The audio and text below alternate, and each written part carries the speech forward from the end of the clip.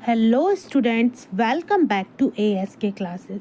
यहाँ आपके सामने है कक्षा 11वीं का अर्धवार्षिक परीक्षा का लेखा शास्त्र विषय का प्रश्न पत्र, जिसका कि पार्ट नंबर फर्स्ट पहले अपलोड हो चुका है। यदि आपने पार्ट नंबर फर्स्ट नहीं देखा है तो प्लेलिस्ट में जाके देख लें। अब आ जाते हैं हम इस वीडियो में पार्ट नंबर सेकंड पे, जिसमें कि हम जो बचे हुए आधे क्वेश्चंस हैं उनको कवर करेंगे। तो फर्स्ट पार्ट में हमने जो इंस्ट्रक्शंस हैं उन पे बात की थी, साथ में जो पेपर का फॉर्मेट है उस पर भी बात हो चुकी है। तो यहाँ पे अब हमें सीधे डायरेक्ट यहाँ पे हम क्वेश्चन से स्टार्ट करेंगे। PDF जो है वो आपको डिस्क्रिप्शन बॉक्स से जाके डाउनलोड कर लेना है। जो जो आंसर्स मैं बताऊंगी उनका आपको स्क्रीनशॉट लेते जाना है। वीडियो को ज़्यादा से ज़्यादा लाइक और शेयर ज़रूर करें। तो चलिए, यहाँ पे ये जो क्वेश्चन पेपर है ये बहुत इंपॉर्टेंट क्वेश्चंस इसमें रखे गए हैं, जो कि आपके एग्ज़ाम में आने की बहुत ज़्यादा पॉसिबिलिटी है। तो वीडियो में एंड तक बने रहिए। अब हम देख लेते हैं जो क्वेश्चन से हमने फर्स्ट पार्ट में एंड किया था। तो क्वेश्चन नंबर 10 तक जो है वो मैंने लास्ट वीडियो में कवर कर लिया था। अब आ जाते हैं हम क्वेश्चन नंबर 11 पर। क्वेश्चन नंबर 11 है, समायोजन किसे कहते हैं। उसके अथवा में है, असामान्य हानि किसे कहते हैं। तो चलिए दोनों प्रश्नों के उत्तर हम देख लेते हैं। तो यहाँ पे है, समायोजन वे प्रविष्टियाँ हैं जो वर्ष के अंत में सही लाभ या हानि ज्ञात करने हेतु की जाती हैं। उसके अथवा में है असामान्य हानि, तो जो हानि सामान्य व्यापारिक गतिविधियों से ना हो उसे क्या कहते हैं, असामान्य हानि कहते हैं। उसके बाद ये इंग्लिश मीडियम वाले बच्चों के लिए भी है, तो वो भी इसे पढ़ लें और नोट कर लें। फिर आ जाते हैं हम प्रश्न क्रमांक 12 पे। प्रश्न क्रमांक 12 में है कि स्थायी किस्त पद्धति के 2 लाभ। तो पहला, गणना सरल होती है। दूसरा क्या है, प्रत्येक वर्ष समान राशि का व्यय दिखाया जाता है। तो इसका स्क्रीनशॉट ले लें प्रश्न क्रमांक 12 का। उसके बाद आ जाते हैं इसके अथवा पे, प्रावधान के 4 उदाहरण लिखिए। तो प्रावधान के जो 4 उदाहरण हैं वो हैं, पहला संदिग्ध देनदारों के लिए प्रावधान, दूसरा है कर प्रावधान, तीसरा है छूट प्रावधान और चौथा है मूल्यह्रास प्रावधान। फिर आ जाते हैं प्रश्न क्रमांक 13 पे, लटपट की 2 सीमाएं लिखिए। उसके अथवा में है, उद्धृत खाता से क्या आशय है। तो यहाँ पे लटपट की 2 सीमाएं दी गई हैं। पहला है, सभी त्रुटियों का पता नहीं चलता। दूसरा है, केवल अंक गणितीय सटीकता दर्शाती है। इसका स्क्रीनशॉट ले लें साथ में। उसके बाद फिर आ जाएंगे हम अथवा पे। अथवा है कि उद्धृत खाता से क्या आशय है, तो जब त्रुटि का कारण ज्ञात ना हो तो अंतर राशि उद्धृत खाते में डाली जाती है। इसका भी स्क्रीनशॉट ले लें। अब आ जाते हैं हम प्रश्न क्रमांक 14, बही खाते के आधार पर अशुद्धियों के प्रकार। तो बही खाते के आधार पर 4 प्रकार की अशुद्धियाँ। पहला है लोभ की अशुद्धि, दूसरा है कमीशन की, तीसरा है सिद्धांत की और चौथा है लिपिक की। इसका स्क्रीनशॉट ले लें, इंग्लिश मीडियम वाले स्टूडेंट्स भी ले लें। उसके बाद आ जाते हैं फिर हम अथवा पे, बैंक समाधान विवरण का उद्देश्य। तो रोकड़ बही और पासबुक के संतुलन में अंतर का कारण ज्ञात करना ही बैंक समाधान विवरण का उद्देश्य है। अब आ जाते हैं हम प्रश्न क्रमांक 15 पे। प्रश्न क्रमांक 15 है, रोकड़ बही के संतुलन बनाने से क्या आशय है। उसके अथवा में है, लेखांकन के 2 उद्देश्य बताइए। तो यहाँ पे है, रोकड़ बही का संतुलन नगद या बैंक में शेष राशि को ये दर्शाता है। अब उसके अथवा में है, लेखांकन के 2 उद्देश्य। तो लाभ या हानि का पता लगाना, दूसरा है वित्तीय स्थिति ज्ञात करना। तो इसका स्क्रीनशॉट आप ले लें।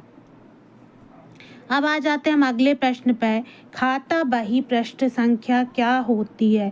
तो प्रश्न क्रमांक 16 का उत्तर है, वह संख्या जो प्रत्येक खाते को पहचानने हेतु दी जाती है वही खाता बही पृष्ठ संख्या कहलाती है। इसका स्क्रीनशॉट ले लें। उसके बाद फिर आ जाते हैं नेक्स्ट पे, व्यापारिक छूट और नगद छूट में अंतर लिखना है। ये है अथवा का प्रश्न। तो व्यापारिक छूट में है, बिक्री बढ़ाने हेतु ये दी जाती है, और जो नगद छूट है वो शीघ्र भुगतान हेतु दी जाती है। व्यापारिक छूट लेखा पुस्तकों में दर्ज नहीं होती, जबकि नगद छूट जो है वो लेखा पुस्तकों में दर्ज की जाती है। ठीक है, तो इसका भी स्क्रीनशॉट ले लें। अब आ जाते हैं नेक्स्ट प्रश्न में। नेक्स्ट है, खातों में संतुलन से क्या अभिप्राय है। ठीक है, तो खातों में जो संतुलन है, किसी खाते के दोनों पक्ष के योग का अंतर निकालना खातों का संतुलन कहलाता है। इसके अथवा में है चिट्ठा के उद्देश्य क्या है। तो चिट्ठा के उद्देश्य है लेन देन का क्रमवार अभिलेखन, दूसरा है प्रमाण हेतु लेखा का रखना, तीसरा है खाता बही में लेखन हेतु आधार। तो ये 17वें के दोनों प्रश्नों का उत्तर का आप स्क्रीनशॉट ले लें। उसके बाद है प्रश्न क्रमांक 18, लटपट व चिट्ठा में अंतर लिखिए। तो लटपट व चिट्ठा में अंतर, तो एक साइड चिट्ठा लिख देंगे, एक साइड लटपट। चिट्ठा क्या है, प्रारंभिक अभिलेख है, जबकि लटपट क्या है, सारांश रूप से तैयार होती है। चिट्ठा सभी प्रविष्टियां दर्ज होती हैं, जबकि लटपट में खातों के संतुलन का योग होता है। इसका स्क्रीनशॉट आप ले लें। उसके बाद है अमूर्त संपत्ति क्या है, जो दिखाई नहीं देती परंतु व्यवसाय के लिए उपयोगी होती है, जैसे गुडविल, पेटेंट आदि। तो इसका भी स्क्रीनशॉट ले लें, यह अथवा है 18वें का। उसके बाद आ जाते हैं हम प्रश्न क्रमांक 19 पर। प्रश्न क्रमांक 19 है, लेखा की तरलता क्रम से आप क्या समझते हैं, वित्तीय विवरणों की उपयोगिता को समझाइए। ये 3 अंकीय प्रश्न है। तो ये लिखा है लेखा की तरलता क्रम, संपत्तियों को नगद में परिवर्तन करने की क्षमता के अनुसार क्रम देना। तो उसके बाद अथवा में है, इसका स्क्रीनशॉट ले लें, अथवा में है वित्तीय विवरणों की उपयोगिता। तो लाभ हानि ज्ञात करना, वित्तीय स्थिति बताना और निर्णय लेने में सहायता करना। अब उसके बाद आ जाते हैं हम प्रश्न क्रमांक 20 पर। प्रश्न क्रमांक 20 जो है वो 4 अंकीय प्रश्न है। वित्तीय विवरण तैयार करते समय समायोजन क्यों आवश्यक है। इसका अथवा है पूंजीगत प्राप्ति तथा आयगत प्राप्ति में अंतर लिखिए।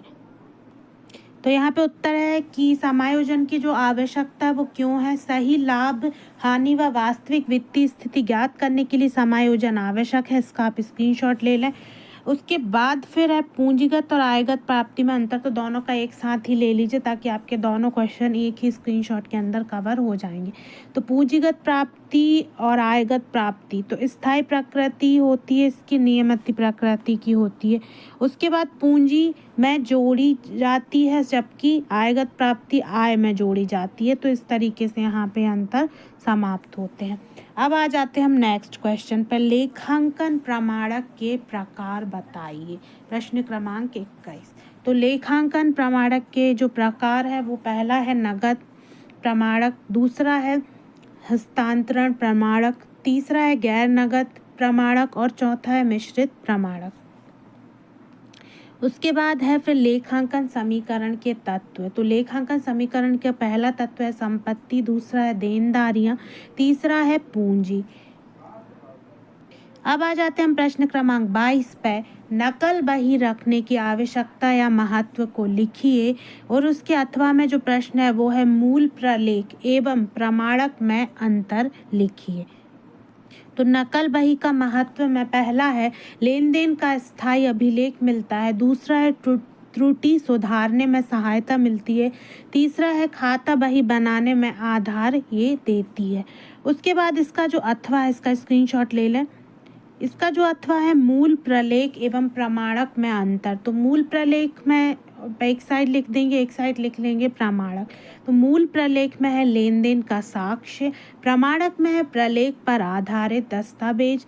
फिर उसके बाद मूल प्रलेख है जैसे बिल पर्ची और प्रमाणक है जैसे बाउचर रसीद। फिर है अंतिम 4 अंकीय प्रश्न, प्रश्न क्रमांक 23। अशुद्धियों को संशोधित करने की विधियां समझाइए।